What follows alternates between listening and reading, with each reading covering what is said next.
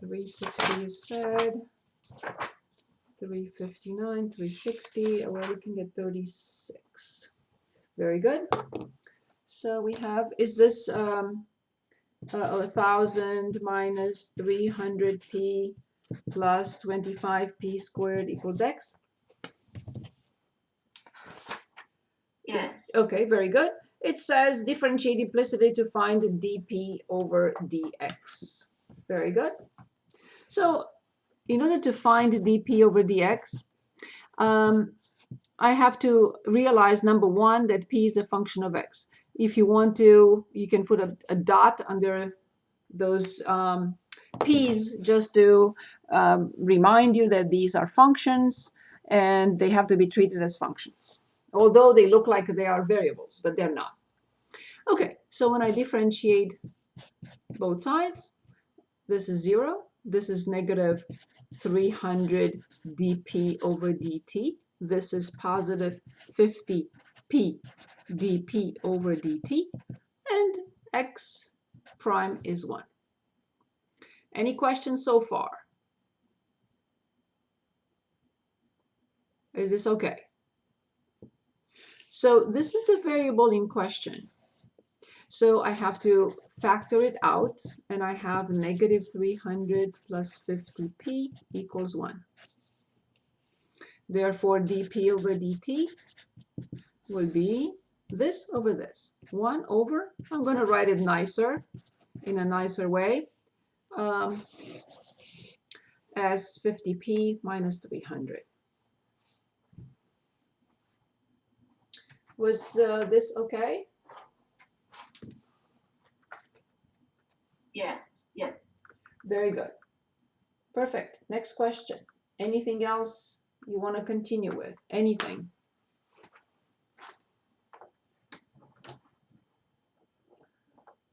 Anything else? Other questions for me? Okay, so this is the list. You tell me what you would like to continue with. Please remember the test is on Tuesday and we have class after test. And you have to complete all the work by Monday night. Please. Okay, I'm ready. Any topic, pick anything.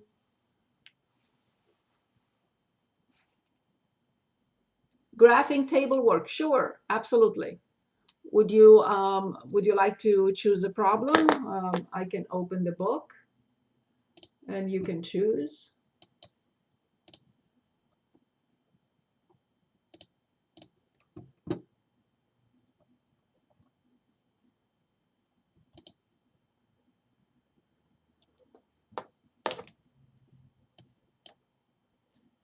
And I apologize for the first time I didn't have a minute today to finish up grading your homework from last time. They will be graded tomorrow. Both of them will be graded tomorrow. My apologies. Monday we had that hiccup, and as you see, I still have students I didn't see on Monday. And they needed help. My apologies. Okay. So I'm going to share my screen.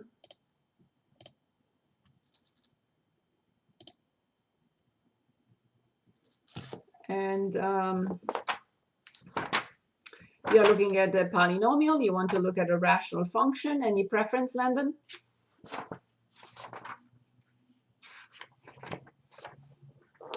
Any preference?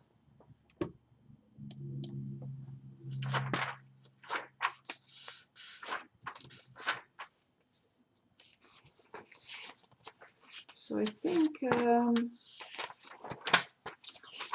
page is 305, yes.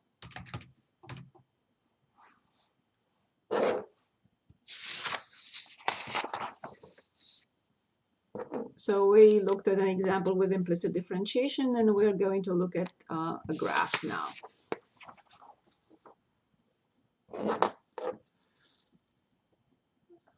Okay, so what was it? No preference. Okay, fine. In that case, if it's no preference, I'm going to choose 5.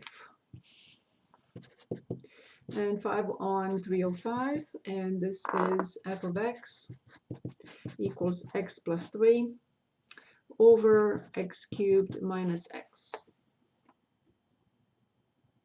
Okay. Okay, so first I need to factor out the denominator. I mean, I factor completely the denominator. I factor out x, and then I have x squared minus 1. And I will continue factoring because x squared minus 1 factors into x plus 1, x minus 1. And now I know that this function is undefined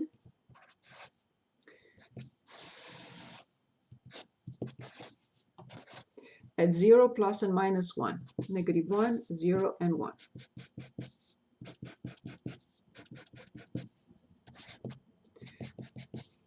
Prime of x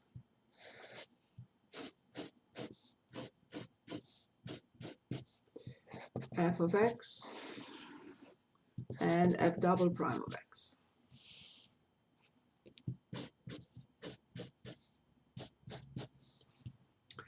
Okay, so at x equals negative 1, x equals negative 1 is a vertical asymptote, x equals 0 is a vertical asymptote, x equals 1 is a vertical asymptote. I have to determine everything about the function from the function itself. I know the function is 0 when x is negative 3. So I have to squeeze negative 3 in here. I know that the horizontal asymptote will be 0. How do I know? Because the limit of f of x as x approaches infinity or negative infinity will be 0. How come? The numerator has degree 1, the denominator has degree 3. So at infinities, I know the limit will be 0. So y equals 0 is a horizontal asymptote. The only other thing that I can find from the function is these left and right. I know that the asymptotes mean that left and right we have infinities. No discussion there. But I don't know the sign. So one option would be, which is very simple, but you can use the calculator if you'd like, negative 1.1, negative 0.9, negative 0.1, 0.1, 0.9, 1.1. What am I doing with these numbers? I'm not going to plot them. I only need them to find the signs of these infinities. So with negative 1.1, the top is positive, negative, negative, negative. So this is negative.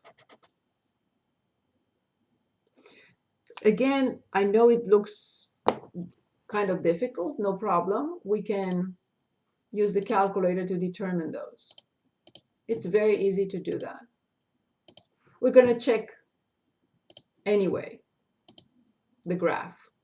So the numerator is x plus 3 divided by x cubed minus x.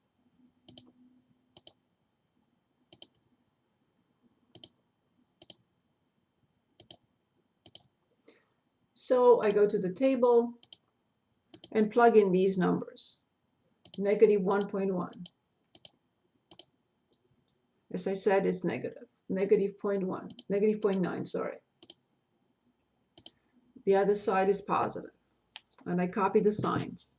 With negative 0.1, it's positive. With 0.1, it's negative. With 0.9, is negative. And with 1.1, is positive.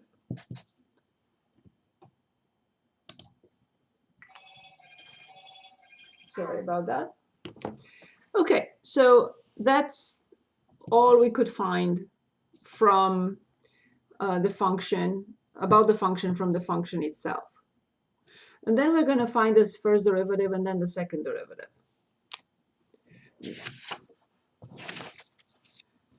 Okay, so for the first derivative, we have the numerator prime is 1, so x to the third minus x, minus the top times the denominator prime 3x squared minus 1 over the denominator squared.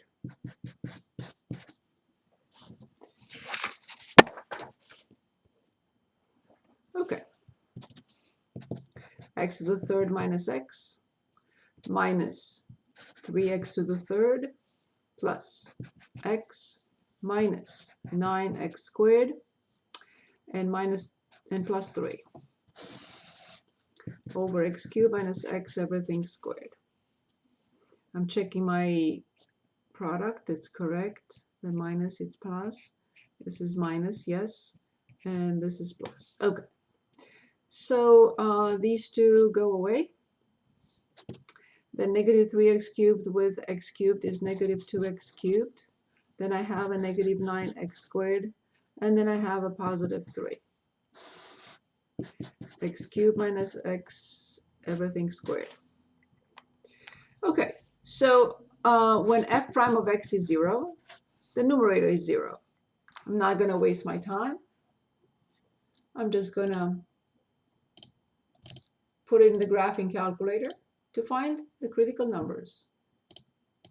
So under apps, number 9, polynomial root finder. This is degree 3. Okay, the coefficients, negative 2, negative 9, 0, and 3. Just give me the solutions. Okay, so at negative 4, there is a critical number. At negative 0.6 is a critical number. And at 0.5, there is another critical number. Good, so now I have to study the sign of the derivative.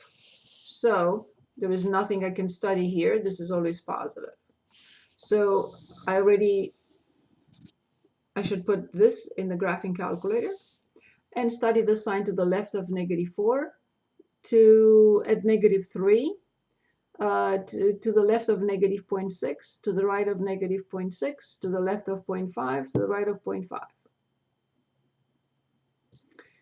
And then I should determine these values. I need them. I need the y coordinates of those points. So I have the function in the graphing calculator, so I'm going to plug in those first. So here's the function. It's already there, this function.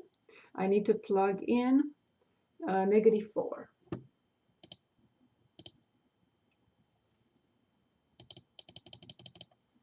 Negative 4. Then I need to plug in negative 0.6. And then I need to plug in 0.5. Okay, so that is so tiny.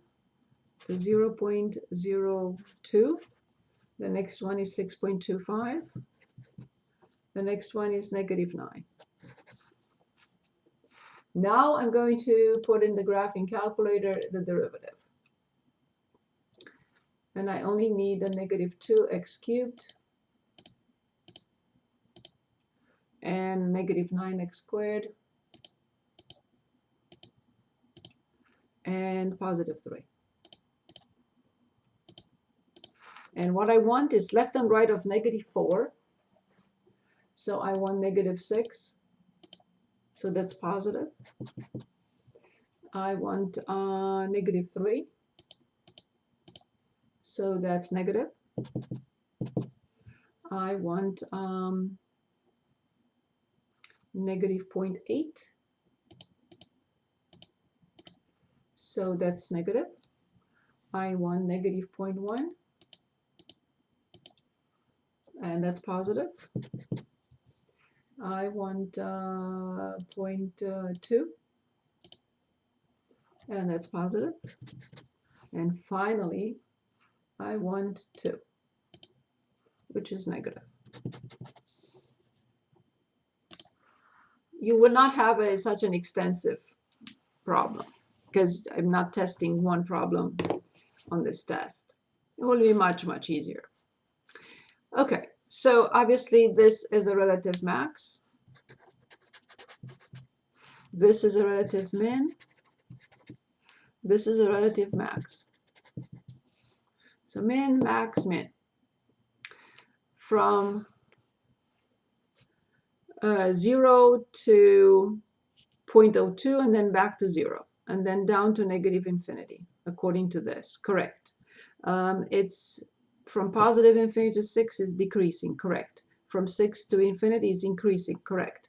From negative infinity to negative 9 is increasing. Correct. From negative 9 back to negative infinity, decreasing. And from positive infinity to 0 is decreasing. So these two rows work well together. Now, it's not that I don't want to continue, but we should find the second derivative, but it will take another few minutes. And I don't want to spend just the whole time on one problem. So what we see here is there may be some inflection points, but what we see here is from positive infinity to positive infinity. So there is a relative minimum. Here, there is a relative maximum. Here, it's coming from positive infinity to 0. So there may be an inflection point here.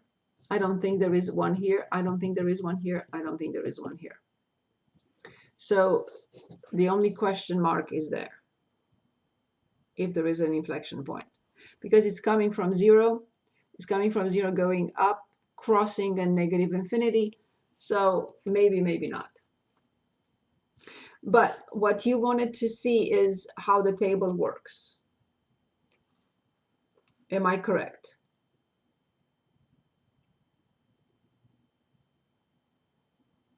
Landon, is that what you meant?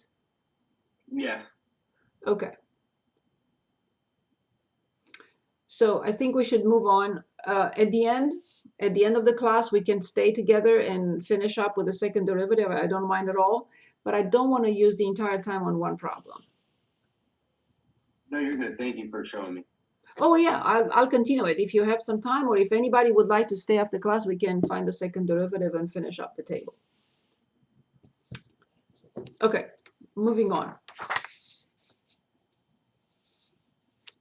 Next topic, please. So this was also a rational function.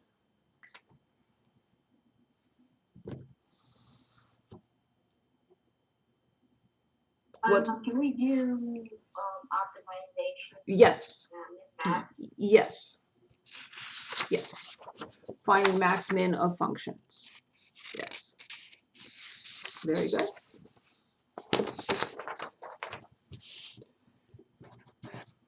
Good, so that is section 3.6, I believe. I'm looking for the page number, actually. Yes, it's 3.5.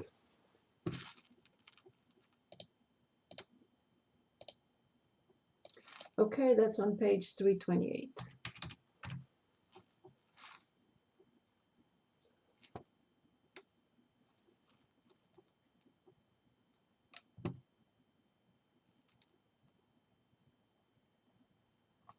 Okay.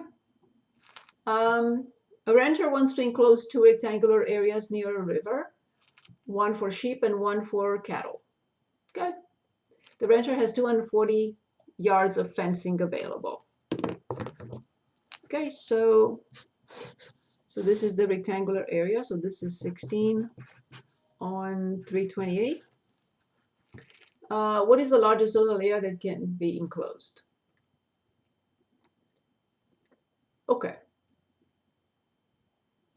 Good. So the total is 240 yards. Again, fencing, that's all he has. Yes. Okay, so this is x, this is x, this is x, this is y, this is y, this is y, this is y. So the 240 as an example, in this case, I chose this, but if you have another example, we can work on that too. So 3x plus 2y. The area is definitely x times y. So remember, we have to create a function.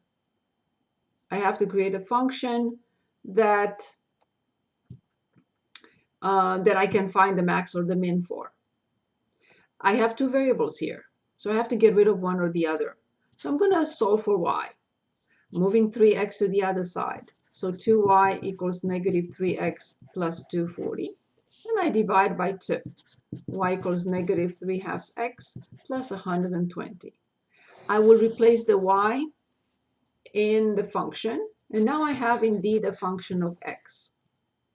And I distribute x because I have to multiply x by this. So negative 3/2 x squared plus 120x. So obviously this has to be, first of all, I have to find the derivative to find critical numbers. So negative 3x plus 120. I have to set it equal to 0 or undefined, but that's not possible for a linear function. So when I set it equal to 0, I get 120 divided by 3, which is 40, and 40 yards. So remember, 40 yards is good, but it's not good enough. I have to find y. So if x is 40 yards, 3 times 40 is 120. 240 minus 120 is 120. So then 2y equals 120. So y equals 60 yards. So that's wonderful, but this is not good enough to show that x equals 40, because it says, let's go back for a second. It says maximizing the area. So this is not enough. I don't know if 40 gives a maximum or a minimum. I do know, but I have to show why. So it's x, which is 40, a prime of x, and a of x. So when I study the sign with 0, this is positive, and this is negative. So obviously, 40 will give a maximum. But what is the maximum? I have to plug it in. So it's x times y. X times y will be the maximum. So 2400. And this is squared yards. So the table is mandatory. We have to show the work, because this is what we studied in calculus, in this class. We studied the connection between the sign of the derivative and a max or a min. Any questions on this problem?